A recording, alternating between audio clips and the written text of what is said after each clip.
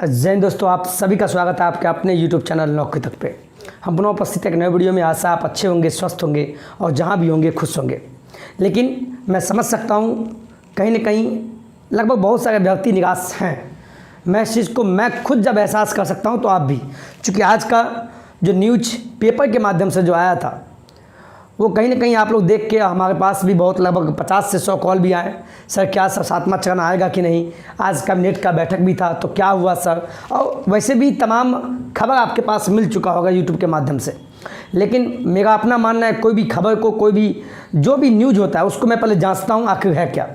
इससे पहले मैंने सुबह में भी जो पेपर कटिंग डाला था उसको मैंने रिसर्च किया। बहुत सारे जो हमारे यूट्यूबर साथी हैं उन्होंने कहा दिया था कि अब सातवां चरण अभी होगा ही नहीं, तो आप कतई नहीं, ये गलत न्यूज़ फैलाया गया। हाँ, लेकिन यहाँ एक चीज़ निकलता है कि छठा चरण का जब आधिकारिक रूप से लेटर जब जारी हो जाएगा कि ख़त्म हो गया लेटर के माध्यम से, तभी सातवां चरण स्टार्ट होगा। लेकिन तमाम अभ्यर्थी को मैं बता दूं, सबसे पहले मैं यहाँ देखिए मैंने क्या लिखा है, सातवां चरण अपडेट क्या है, क्वेश्चन मार्क। जो भी आज पहले ये बताइए, आज कैबिनेट का बैठक भी था आपको पता है, और सिंपल शब्द में कहें तो आज के कैबिनेट के बैठक में शिक्षा विभाग की तरफ से सातवें चरण पे कोई बात ही नहीं हुआ, कोई बात नहीं हुआ। इसी का मुझे भी दुख है और शायद आप भी निराश होंगे। लेकिन ये वीडियो मेरा आने का मकसद ये था कि आपको निराशा में आशा का किरण जगाएं और आपको जो कुछ आप दिग्भ्रमित हुए हैं उसको समझाने का प्रयास करें। आज का जो पेपर था उस पेपर में आप देखे होंगे, पेपर कटिंग में मैं भी मजबूर में डाला था कि माध्यमिक क्या था, माध्यमिक और उच्च माध्यमिक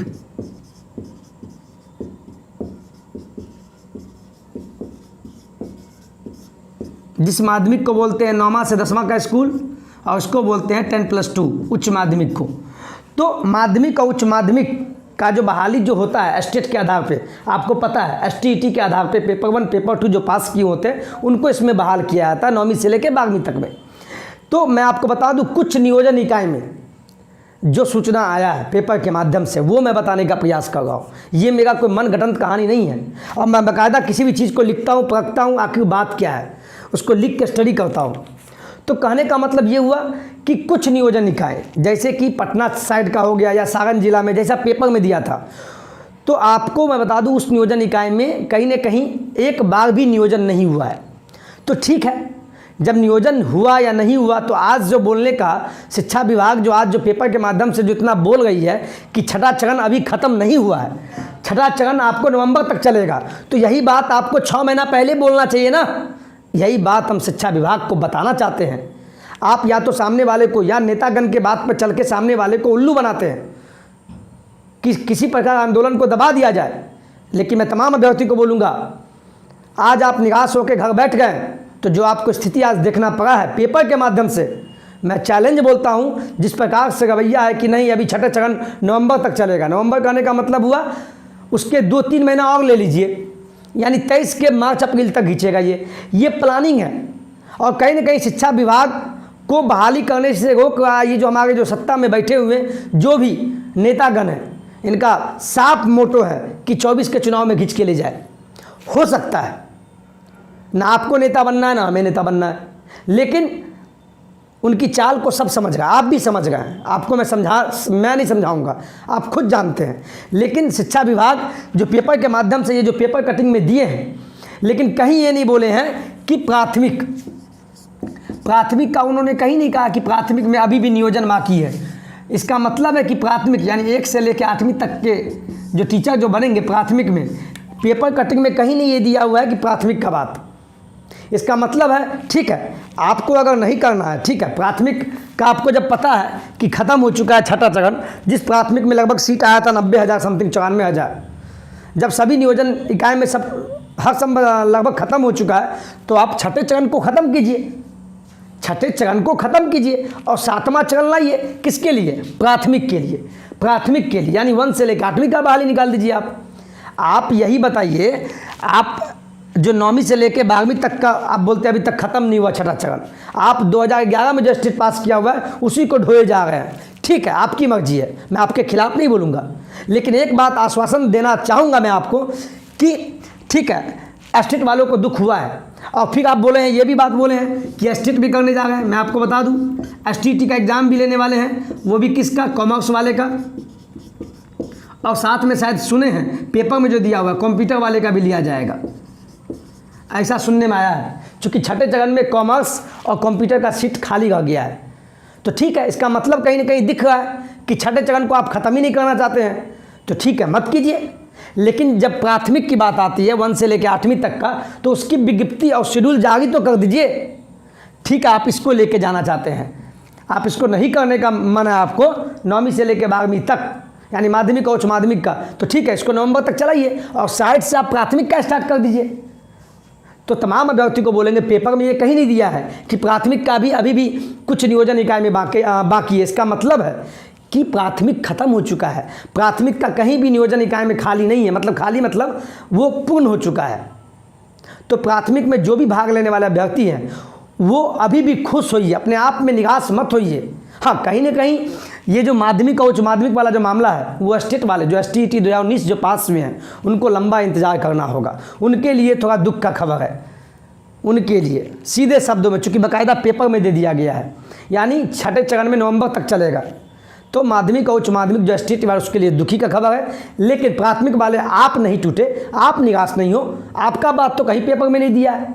चलिए पेपर का ही बात लेते हैं। तो अब भी बोलते हैं, जो गलती आपने किया, आप बहाली लाने के लिए आप आंदोलन तक में नहीं आए हैं, ये मैं नहीं बोल रहा हूँ, आपका डाटा बोल रहा है। अगर आप जो 1 से 2 लाख लड़का जो बहाली में बैठने वाले हैं प्राथमिक में 1 से लेकर 8वीं में, तो अब भी अगर आपका टीम जो है प्राथमिक शिक्षक संघ जो भी हैं, जो भी आपका आदेश आएगा, तो अब भी घर में नहीं बैठना, नहीं तो यही दिन देखना पड़ेगा। और यही बात मैं पहले भी बोला था, न्यूज़ के माध्यम से भी, दूसरे चैनल पे जाके भी, अगर बहाली आती है तो जो भी आंदोलन में आए हैं उनके जज्बे को सलाम है, उनका प्रयास के कारण बहाली आएगा। अगर बहाली नहीं आता है तो इसके जिम्मेवार वो लोग होंगे जो अभ्यर्थी 38 जिला के जो घर में बैठ के वीडियो देखते हैं, वीडियो को लाइक करते हैं, अच्छी बात है, लेकिन घर से नहीं निकले, अपना अपना सभी परेशानी सुनाते हैं। तो ठीक है, लीजिए, वही का परिणाम है जो कहता है छठा चरण अभी ख़त्म ही नहीं हुआ है, नवंबर तक चलेगा और कहीं ना कहीं प्राथमिक को भी फंसा दिया जाएगा उसमें। तो हुआ ना कहीं आप टेंशनाइज हुए, इसीलिए हमें भी कॉल करते हैं और हमें भी दुख है। आपके आज अगर घर से निकल गए होते तो सरकार को दबाव बनाते आपकी भारी संख्या के कारण, लेकिन अब नहीं, अब ऐसे ये लोग नहीं मानने वाले हैं। आप नेता की भाषा को आप नहीं समझ सकते हैं और समझते भी हैं। बिहार में अब भी जातिगत राजनीति हो जाता है, इलेक्शन का माहौल आता है तो इलेक्शन का माहौल बदल जाता है और आपकी बहाली फंसी की फंसी भी है, किसी को कोई मतलब नहीं है। अगर आपको जॉब चाहिए, आपको बहाली चाहिए, आपको बहाल होना है, तो आपको घर से निकलना होगा। ये हम आपको जोश के साथ बोलते हैं। आपके लिए बताइए, मैंने यहाँ तक लिखा है, कहते हैं मुसीबत आती है परिवर्तन। आपके पास आज जो मुसीबत आई है, हो सकता है आपके परिवर्तन के लिए आई हो सकता है आपके जीवन में बड़ा होने वाला हो, लेकिन कैसा आप निकलिएगा तब तो। मुसीबत आप खुद खड़ा किए हैं। जब भी आंदोलन होता है तो 5000 लोग आए, 2000 लोग आए, इससे क्या होगा? कम से कम 1 लाख लोग अगर पटना की गर्दनी बाग में जमा हो जाते डाक बंगला चौराहा पे, तो शायद ऐसा दिन देखने को नहीं मिलता। और आप कहते हैं बहाली नहीं आया, ये नहीं आया, तो मत निकलिए। दुख होता है सर, यहाँ कहीं हर्ट होता है, चूँकि मैं भी आंदोलन में गया था, तो बात को समझिए। चलिए, कोई अपडेट नहीं है आज, कोई शिक्षा विभाग की तरफ से कोई अपडेट नहीं है। आज अगर बैठक भी हुआ है तो कुछ नहीं हुआ है। बस यही एक खबर निकल कर आया आज के पेपर के माध्यम से, प्रिंट मीडिया, हिंदुस्तान पेपर के माध्यम, दैनिक जागरण के माध्यम से, कि अभी जो है छठा चरण चलेगा, नवंबर तक चलेगा, जिसको रीशेड्यूल करके अगले हफ्ता तक इसका निकाल दिया जाएगा। तो सरकार से हम विनती करते हैं कि आप कम से कम प्राथमिक 1 से लेकर 8वीं तक का बहाली आप निकालिए, कम से कम उसके लिए निकालिए। 7वां चरण स्टार्ट कीजिए तो आप प्राथमिक के लिए कर दीजिए, जो लगभग 3-4 साल से बैठे हुए हैं। और मेरा अनुरोध है शिक्षा विभाग और खासकर जो सत्ता में बैठे हुए हमारे जो नेतागण हैं उनसे, कि वो भी मांग करें, नहीं तो आने वाला समय सब सही नहीं होगा। सच्ची बोल रहे हैं, ये विद्यार्थी है सर, युवा है, और युवा ही देश और भविष्य बनाता है। और ये राष्ट्र की बात नहीं बल्कि बिहार राज्य की बात है। और नीतीश जी, मैं क्या बोलूँ, आप तो अभी से प्रधानमंत्री बनने के लिए निकल पड़े, आप तो बन गए। आपको जो मुंह पर बड़ाई करे, अगर नेता बना दिया आपको तो ठीक है, बन गए। 24 का चुनाव देख लीजिएगा, आप खुद देख लीजिएगा हमारे माननीय नीतीश जी, आपका एक गलती आपको हाशिए पे ले जाएगा। आप युवा का दर्द नहीं समझ रहे हैं, आप बस अपने आप को पीएम के लिए प्रधानमंत्री बनना है तो बनिए ना। तो क्या आप सोचते 2024 में बहाली देंगे? बहाली भी देंगे फिर भी आपको वोट नहीं देगा। क्यों देगा?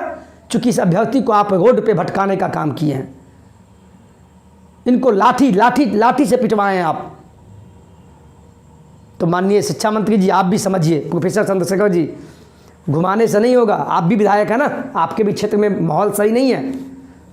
सत्ता किसी एक आदमी का नहीं होता है, आज आप है कल कोई और होगा, लेकिन अपनी गलती को अभी समझिए। और तमाम अभ्यर्थी को बोलेंगे इस वीडियो को शेयर कीजिए। जय हिंद, जय भारत। चूँकि लाइन भी कट चुका है तो आप एडजस्ट कर लीजिएगा।